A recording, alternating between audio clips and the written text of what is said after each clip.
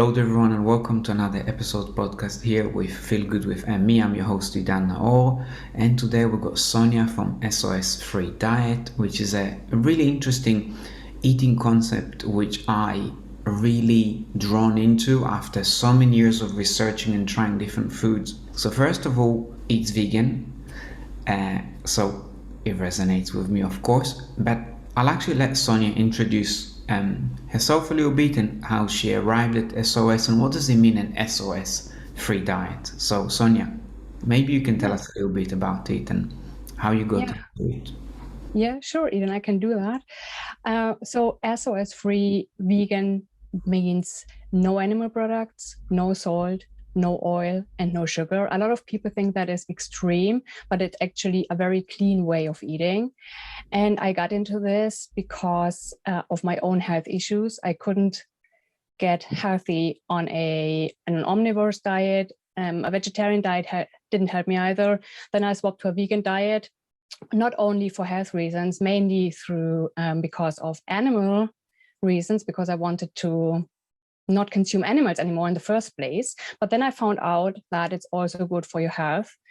But it didn't really help me in the end. And then I stumbled onto an SOS-free, salt, oil, sugar-free diet, and that solved all my health issues. And I'm very happy to find out about that.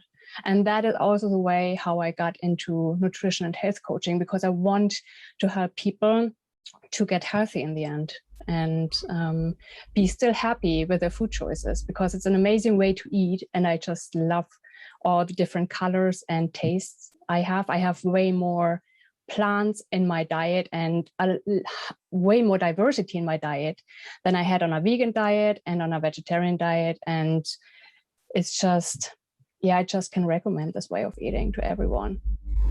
I often look at your Instagram for inspiration, and you cook such colorful, with lots of variety, as you said, of fruits and vegetables, and it's really great.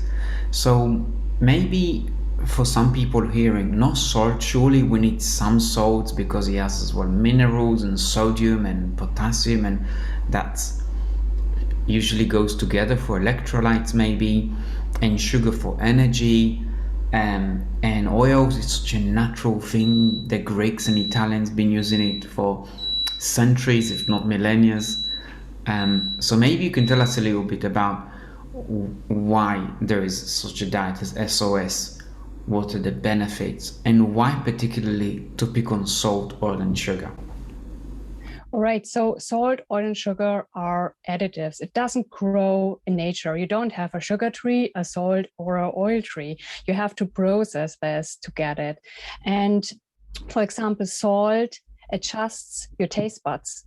It alters your taste buds, and you don't taste food that much anymore. So you have to add salt to it to have to taste it in the end. And I was salt addictive. I added tons of salt to my food just to taste it and to like it. Otherwise, I was disappointed from the food. And salt is not healthy because it has an impact on your blood pressure. It increases your blood pressure, and this puts pressure on your heart, on your kidneys, and on the brain. And those parts can't function correctly anymore. It can lead to strokes and heart disease as well. And it can has an impact on the cells lines, so the cells walls as well, which, if you have a lot of pressure in your body, you want to decrease the pressure. And the best way is to get rid of the salt. Salt also has an impact on cancer. It can cause stomach cancer, for example. And if you swap from a very salty diet to a plant-based diet, you lower your salt intake. Salt is in plants naturally. And there is also potassium in plants, and potassium is good to lower blood pressure. So you have a beneficial effect on your body when you swap from a salty diet to a low salt diet or no salt diet at all. What else is there with salt?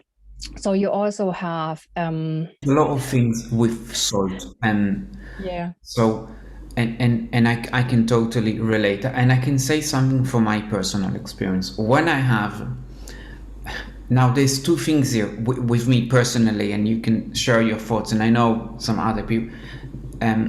There's refined salt, which is just this white powder, and there's a wet sea salt, which supposedly has both the, there's a name to it, it will come back to me in a second. There's like wet minerals and dry mineral or activated, but it will come to me properly in a second. But basically, when I have regular salt, my body swell and I can feel I'm holding water. My fingers become really fat and big, and when I stop salt, it takes a few weeks, my body water retention really changes and my joints feel a lot better. I have to say, when I eat wet sea salt, I don't have any of the problem associated with regular salt. Also, when I have regular salt, my palms are very sticky and I sweat a lot more. With wet sea salt, I don't. But again, it's a very powerful thing, salt. So I can imagine the effect on the stomach. If it causes cancer, maybe it's still there. I'm not too sure, because it's just, you can taste it, salt, it's stronger. Maybe it's too concentrated. But yeah, salt has a lot of effect. I have no doubt. As you the membranes around our cells are affected, and the blood pressure. So and it's in everywhere as well. So it's very difficult to avoid unless you do a proper SOS diet. But that was a little bit about salt. If you know something about sea salt and you want to add a comment, I'm still trying to work it out. I'm 10 years playing with it, with salt in particular. I don't have a definite answer, but I can say about salt, even if it's a wet Celtic sea salt, the grey with all the minerals, is that it's addictive and it changes the food texture. And instead of eating a small portion or a regular portion, you want more and more, because salt is very addictive. So if you, okay, my weight is quite good, but if you have a weight issue, then I can imagine the only way to stop this extra addiction of consuming is all salt has to go, because it does change the flavor, and you don't taste, as you say, and it's a vicious cycle. You add a little bit of salt, the next day a little bit more, and then eventually you're having half a teaspoon of sea salt or on into your food. So even with sea salt, there's that impact. Yes, back to you, Sonia, if you want to add something about the salt, but if not, you can move on to oils. Well, I can add something, because you're right. When you add salt to your diet, you eat more, and this may cause overeating and weight gain in the end. And you struggle as well with losing weight. So your body also wants to get rid of this excess salt, so you drink more, and so it doesn't have a very positive impact on health at all. And I know that in sea salt or in specific salts, there are more nutrients than in other salts, but salt itself has the same impact on our health. Every salt is the same. And if you want to get nutrients, eat more plants. You don't need salt for that. And it takes a while to get rid of the water when you cut out salt, what you have excess in your body, and also to adjust your taste buds. So at the beginning, your food might taste very bland, but it comes back, the taste comes back, and then it's just, it's just very, very good, the food you eat. So moving on to oil. Oil is where to start here. So first of all, it also puts a layer on your taste buds, so you don't taste that food you eat so much anymore. Then you have 9 calories per pound, which is a lot. If you eat 100 grams of oil, when you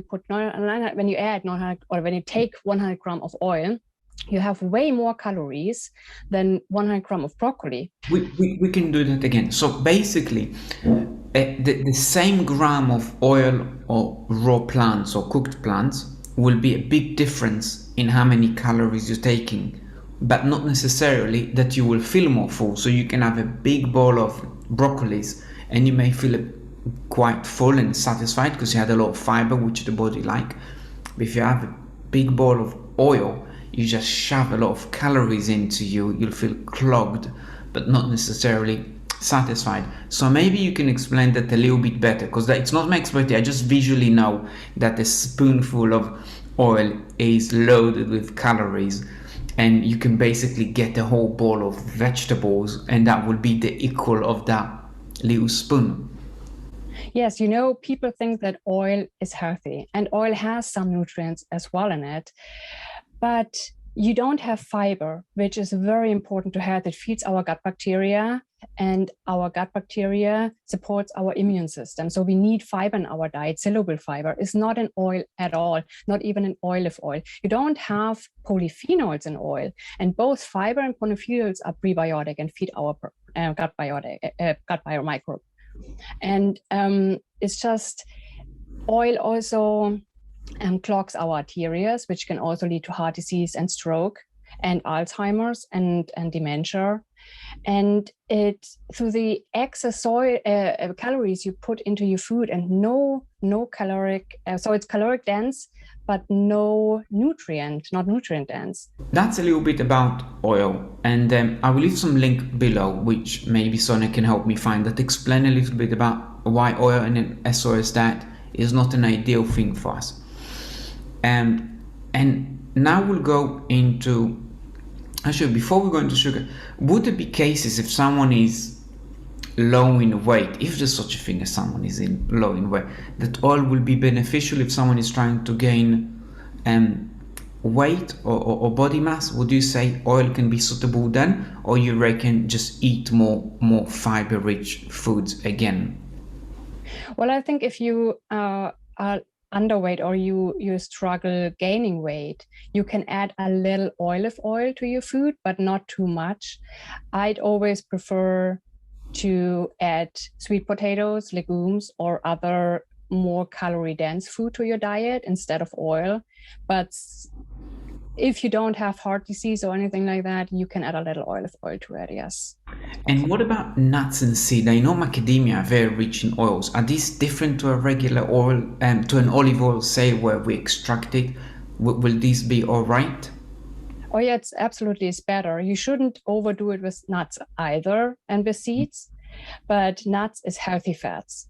It comes in a package. It's pre-packaged with fiber, nutrients, vitamins, minerals, and other things, and the body can absorb it in a different way. You shouldn't overdo it. You should. What is beneficial is eating raw nuts, because roasted nuts have a carcinogen in them, so it's better to stick to raw nuts. But nuts is definitely better than oils. Amazing. And it makes some sense, because let's take olive oil here, because it's one of the healthiest among oil which I can think of. But still, to reiterate, the olive oil comes from olives. So you take olives which are mostly inedible because they're very bitter off the tree. So you have to either cure them and make olives out of them, which curing them uses a lot of salt. And then to make it into an oil, you just crush them, I think, until you have all the oils extracted out of them. And there is in some philosophy of eating, I think nature cure it's called, or something like that, or natural hygiene movements, is that if you can't eat something off the tree straight away, maybe you shouldn't eat it at all. And more than that, if you can't make a meal out of it, maybe you shouldn't eat it at all. So it's a little bit more complex, and I can go into another episode one day. But basically, if you have to process the olives into an oil, then it's a little bit of a hint that maybe it's not something we should consume.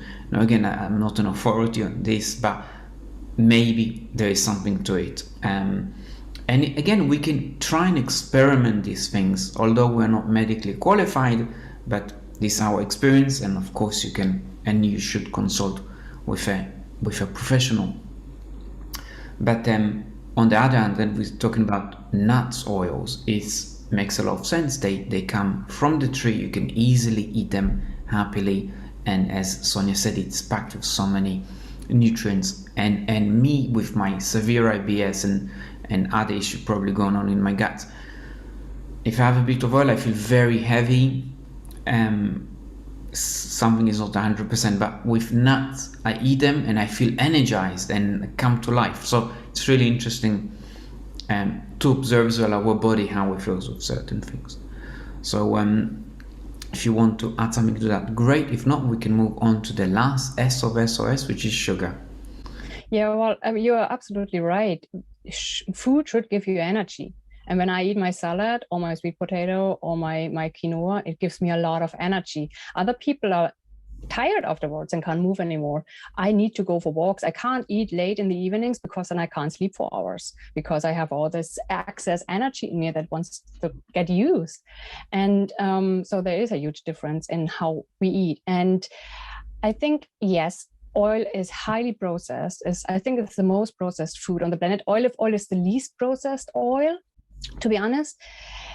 But that doesn't mean it's healthier. It has nutrients, but it still has the same impact on the body. It clogs your arteries and it puts pressure on your arteries, which is the same than with salt. It is not good for the heart, for the kidney, for the brain, and it can cause heart disease and stroke.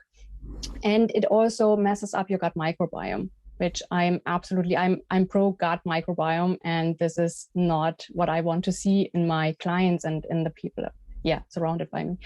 And then processing food, I want to add something to that. It is always good to eat the least processed food, but sometimes it makes sense to process it. The bioavailability becomes easier for the body. For example, mushrooms.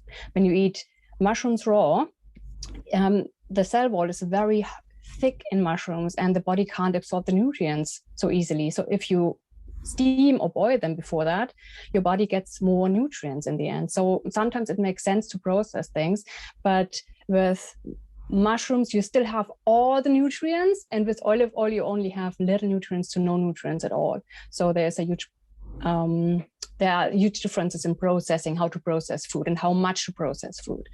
And moving on to sugar, sugar is highly addictive. People want to eat more and more sugar. It's like cocaine, and you just want to have more of it. And I was sugar addicted for a while, and I know that feeling. I'm not sugar addicted anymore. That's the thing. If you cut out sugar, you get rid of this addiction, which is amazing. The body can adapt in such a positive way. And I think this is very, very good what the body can do here. And then sugar feeds cancer cells, and that is what we want to avoid. Every one of us has cancer cells in their body, mutated cancer cells, and we don't want to feed them. We don't want to give them the chance to grow. So it's better to get rid of that sugar. If you think about sugar, you think it's just the refined sugar, but there's also sugar in dairy. Dairy is high in sugar. So if you drink dairy, you have high sugar intake. If you eat refined sugar, it's not beneficial to your health. What is beneficial is date syrup, for example, and dates. Dates comes again in the prepackaged form. It's it's fiber, nutrients, polyphenols, phytochemicals that you consume. So you can't do a lot of things wrong here. It's still high in calories, so you should go low on it. But if you want to bake with date syrup, shouldn't be a problem. Refined sugar, it's processed. Again, it doesn't grow on the tree, and you can't just pick it and eat it. And I always go with date syrup and dates to cook and bake if I want to add something sweet. It makes so much sense, and thank you for touching that point again, is that when we say sugar-free, we're not eliminating fruits as in nature, which are naturally sweet and in the right amount, and as you said, they come with a package of fibers and nutrients. We're talking about refined sugars, which come in a white powder or brown powder, and it makes a huge difference. And I can imagine for the body insulin, what an opportunity we give it to recover and have energy naturally, not just all the time wanting to add more sugar in tea, in coffee, in cookies, in any form that we can get our hands on. So that is great.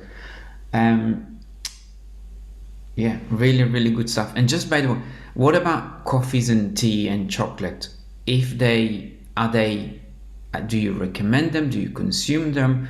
How do you find them in your diet? And if so, how can people transit into drinking a more natural hot drink beverage? Because it's something that is very comforting. It's summer now, but usually we like a comfort drink.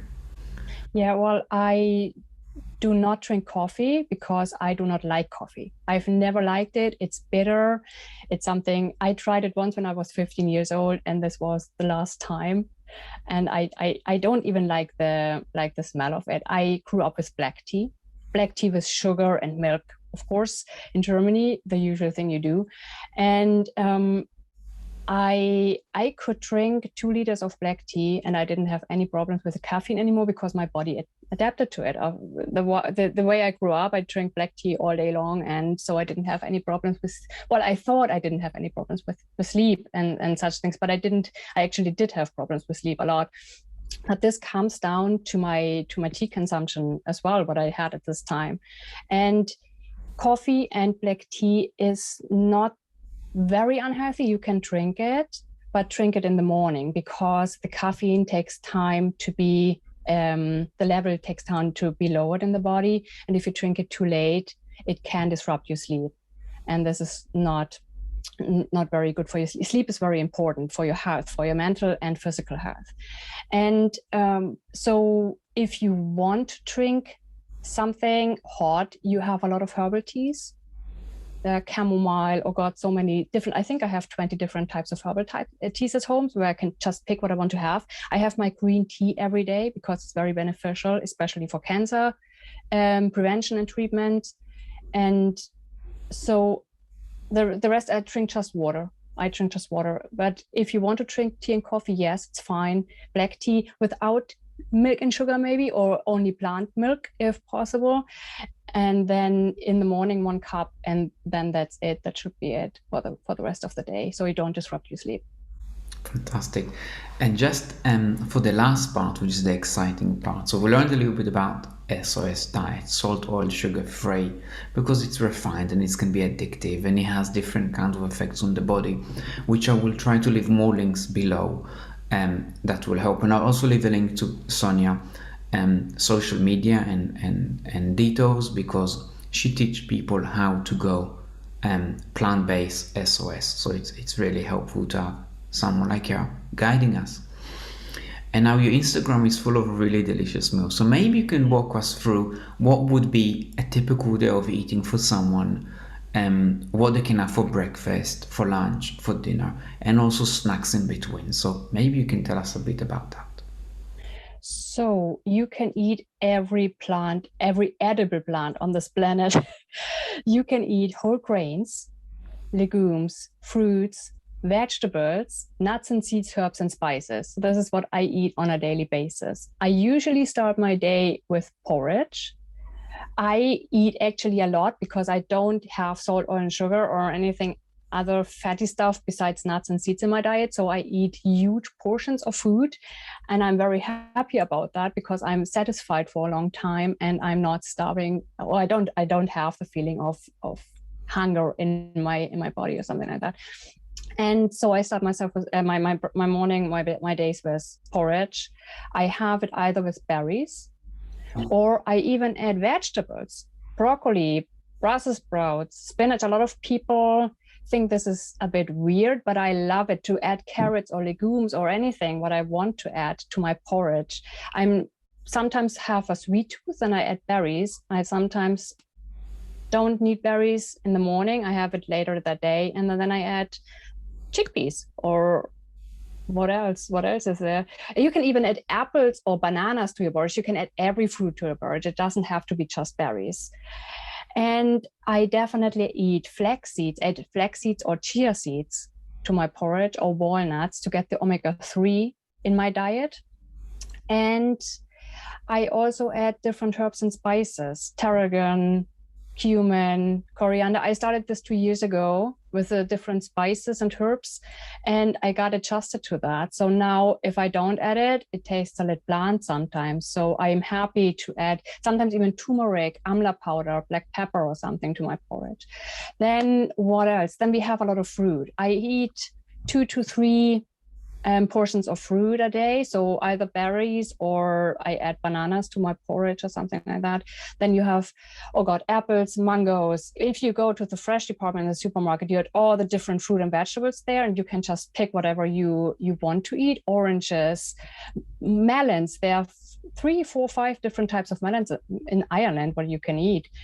And then for lunch and dinner, there's such a huge variety. So grains like quinoa, millet, or buckwheat. I am mostly gluten-free, not for health reasons, just because my partner a few years ago was gluten-free and I adapted to this lifestyle and I like it. I sometimes have wheat, but I mostly have gluten-free grains. This is just a personal choice.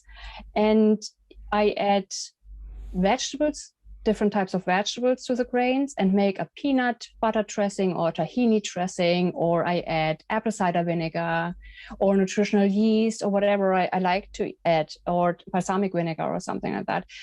Sometimes an avocado or half of an avocado to get my healthy fats in. And well, I have 2 to 3 meals per day. Sometimes I skip the evening and have more for lunch. Sometimes I have less for lunch and have a dinner as well. You can have a salad for dinner. You should have actually at least 1 salad a day, which is raw vegetables, and lettuce is very health beneficial as well. So a salad, and with all different types. So legumes, for example, black beans or kidney beans, and leek, celery, cauliflower, mushrooms. So there's I can go on endless here. There are, I don't know how many thousand of different plants on this planet. And the normal European and American consumer eats maybe 15 of that plants. And I have so much more colors in my diet. Bell pepper, 3 different colors, and all have a different impact on the body and on the gut health. So it's just yeah, that's it. Amazing, and yeah, it's such a big variety of foods we can have on that diet. And as you said, we can have bigger portions because it's mostly low in calories. Because there's no oil, there's no salt and sugar in there.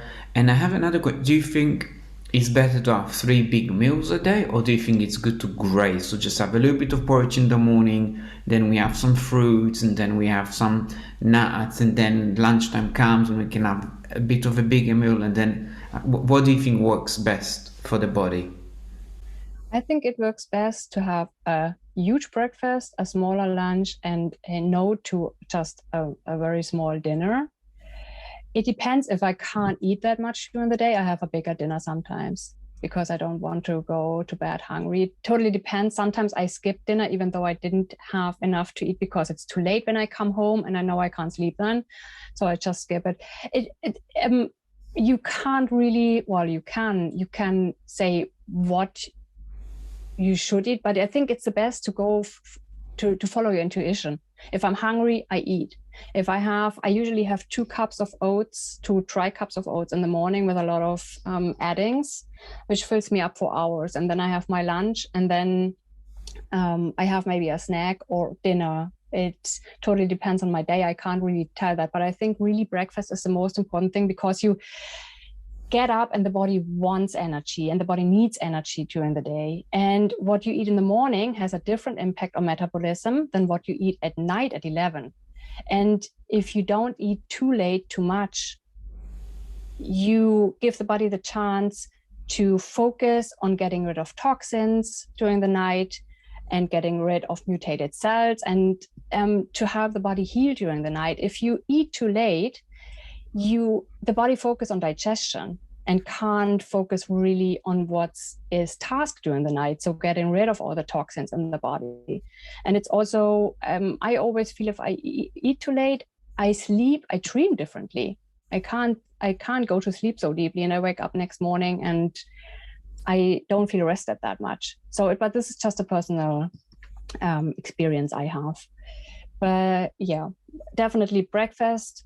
The most important meal during the day, and dinner the least important meal. And in between, snack if you want to snack on fruit, nuts, or very healthy bars you can get in the supermarket.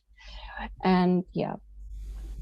Fantastic. Sonia, thank you so much. And I really hope you guys enjoyed listening to us and learning from this SOS free diet. For me, it is one of the better balanced diet that I had, because it includes a lot of, ideally I would be a raw fruitarian. I just feel always the best on it. But it's difficult, there's temptations, you want to go out, you want to have sometimes a pizza, you want to have baked potatoes. And the SOS diet, it's a best of both worlds. It allows you to live clean like on a fruitarian diet, because there's no additives to it, but it also gives you vegetables, a lot more flavors, a bigger variety, so, and comforting as well. In winter, you can also have hot foods. So it's a winner for me. It's been a winner for quite a few years.